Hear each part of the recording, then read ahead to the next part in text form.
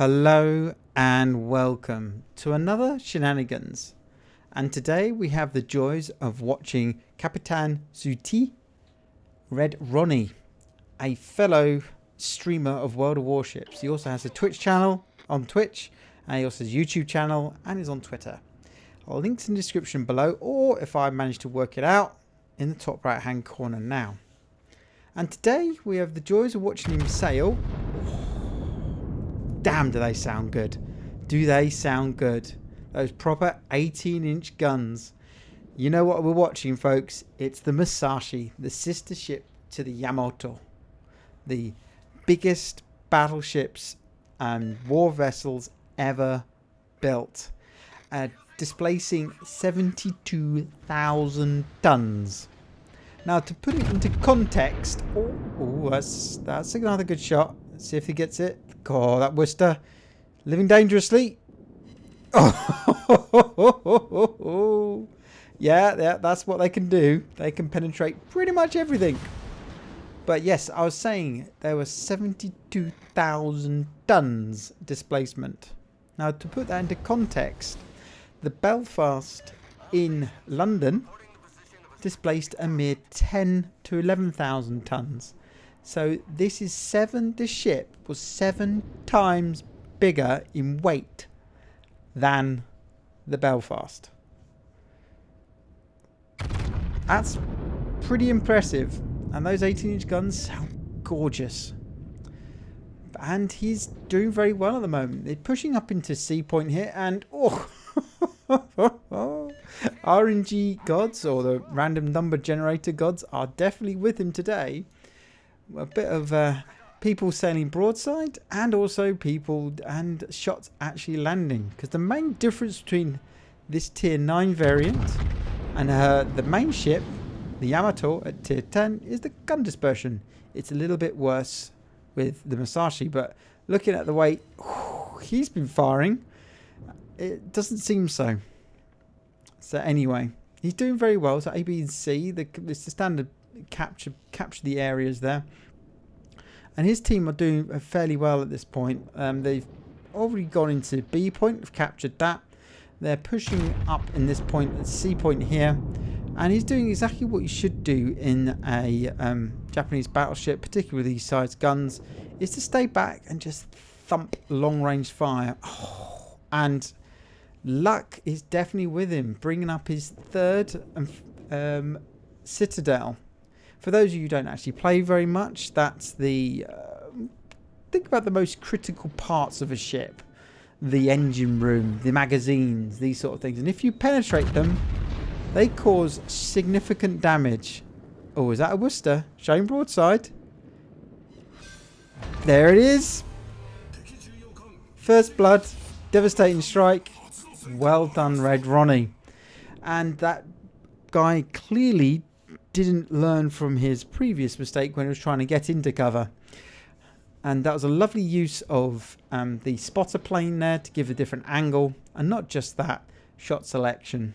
And this is what the main video is about in terms of what you can learn from it. He's been plastering those 2 battleships at long range, and yes, he's done significant amounts of damage, but they're still around.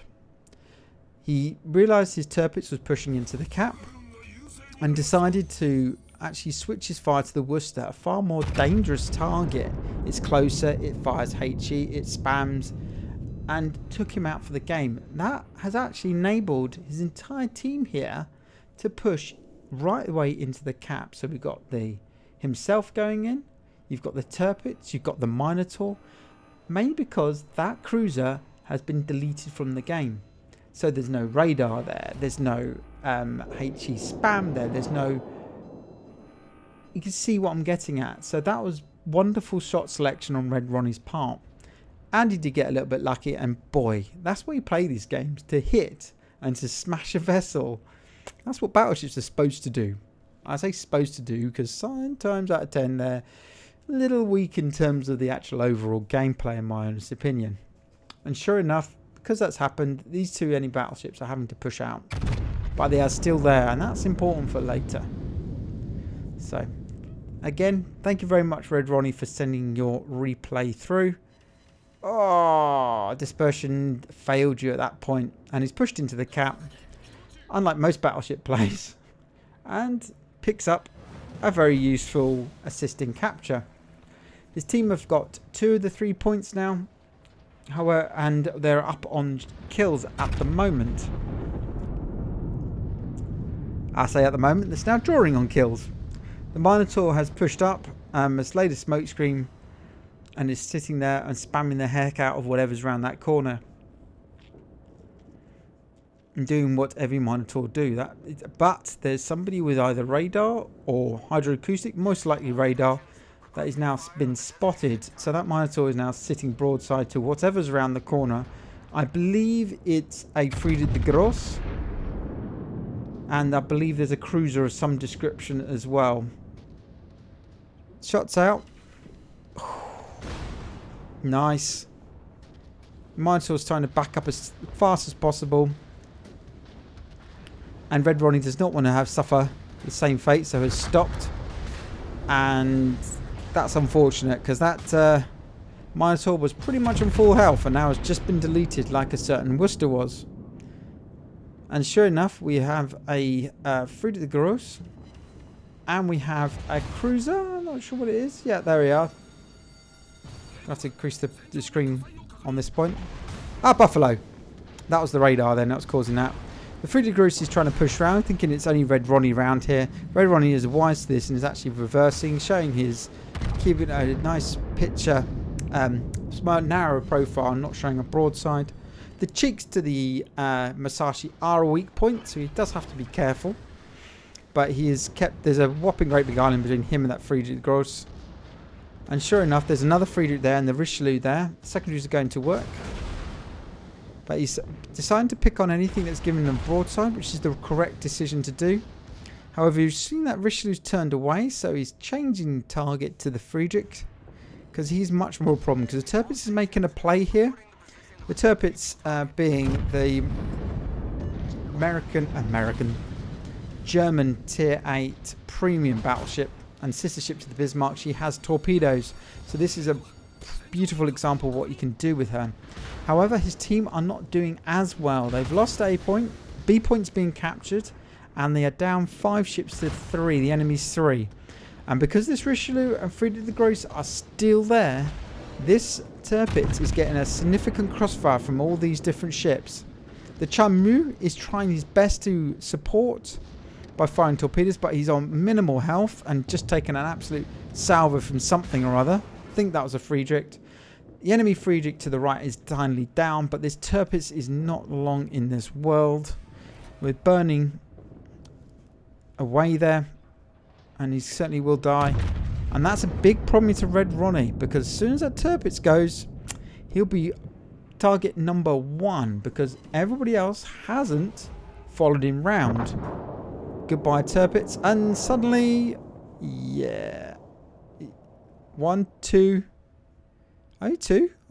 3. Yep, there we are. So that's down T to be the Richelieu, Friedrich de Gross, and whatever was firing spam at the Tirpitz, aiming at him. And hence why he's no longer pushing around and just sitting still. Repair whatever damage he has taken. Oh, I think he probably wanted to... Nope, he probably wanted to fire the Richelieu there. But sadly, shots didn't really help. So, they're in a bit of a pickle at the moment. They're down on ships. They're down on points. By about... Although it's very narrow, tight at the moment. And in terms of their map control, the enemy control 3/4 of the map. So they've got a very low health destroyer there. This is not a great position. However, he's still up to 200, almost 200,000 points of damage. And if this Richelieu keeps sailing in a straight line, hopefully I haven't jinxed it there. Yes, I did jinx it. God damn it, I thought I reviewed this video before I'd started recording. Clearly not. And everybody is now firing at him. 4 people are targeting him. This is not good. He's just taken a bit of a beating from something. He's got target-rich environment, as they say. Or should they say, yeah, everybody's shooting at him. Yeah, that's what's causing the main problem. That guy in the smoke, he's showing broadside, he's showing broadside, but both these, the North Carolina there, and also whatever's in that smoke screen. I think it's a destroyer. Yes, it's been spotted. His friends are going to try and take out that destroyer. And this North Carolina is playing a dangerous game. We've seen what's happened. Shots out. But he needs one of these guys dead. Could have been better. That could have been better, RedRonie. And sure enough, his friendly DD has taken out that destroyer there. Sadly, the destroyer to his left, the Chalmu, has been taken out by secondaries. He clearly got way too close to the Friedrich. And oh, what are you doing, North Carolina? Oh, again gets away with it. Roll the dice, see what lands, and you miss. The Chalmu did get some torpedoes away against that Friedrich. Now, what is RedRonie going to do? Yep, he's taking on the Friedrich. It's the lowest health ship. He can probably take out with one shot. And also, more importantly, showing great shot selection here by taking out the ship that's on his flank. So that means he doesn't have to show a broadside to somebody, which he's having to done for the last couple of minutes. Come on. Yes, he does. Straight through the bow. Well done. Well played. And now all the enemies, apart from the cruiser up in the north part of the map, is in front of him.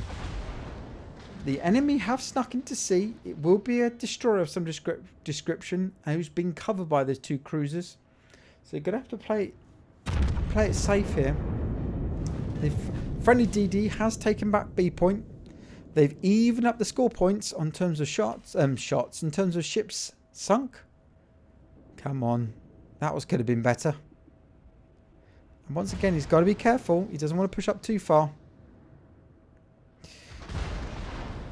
That Richelieu is powering round, probably to try and get a flanking shot against that DD.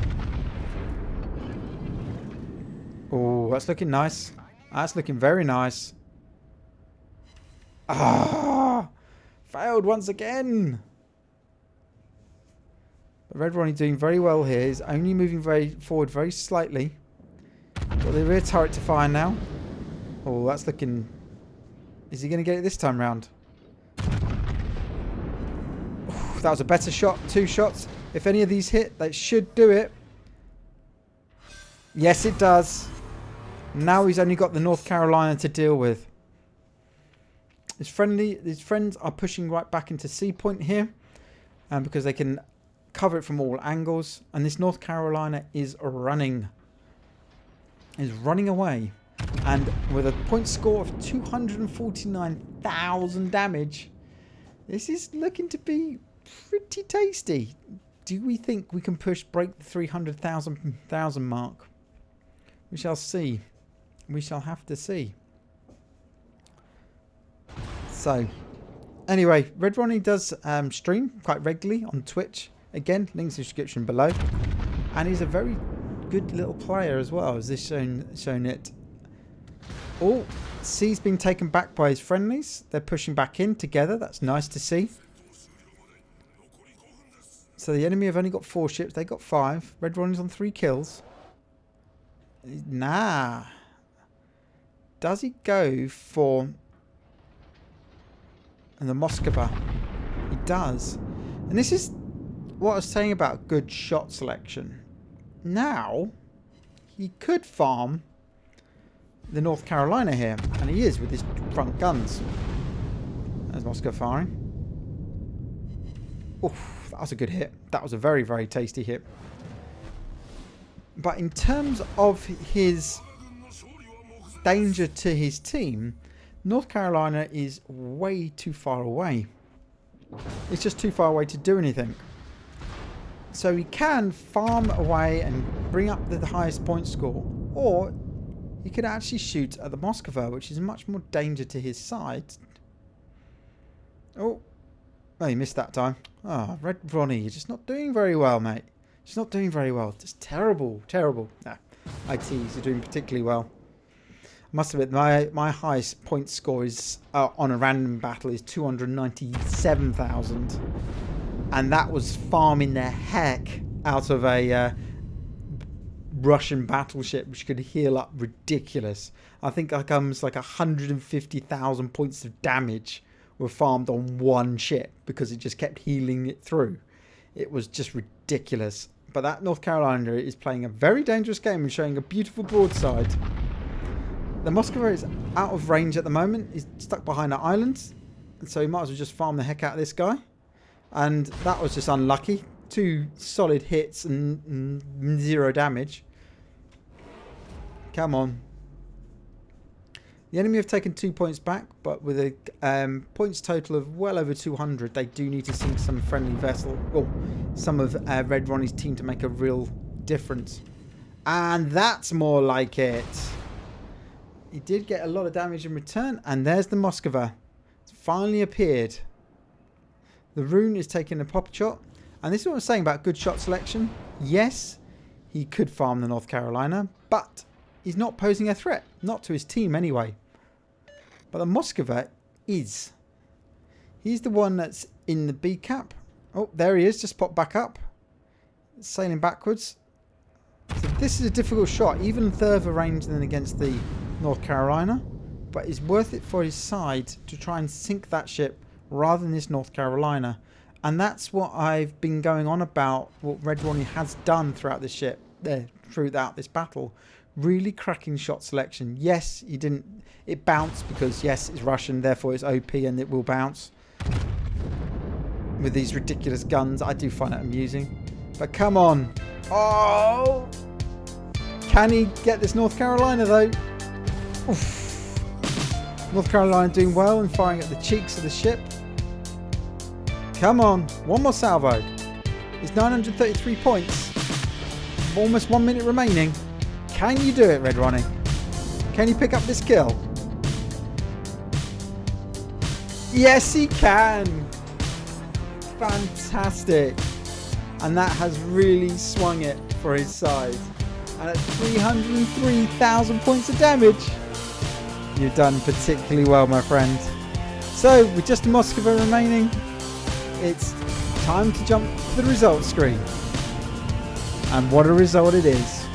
And he did get a single hit on the Moskva, getting 308,000 points of damage total. 4 kills, plenty of citadels to his name, but some really great shot selection.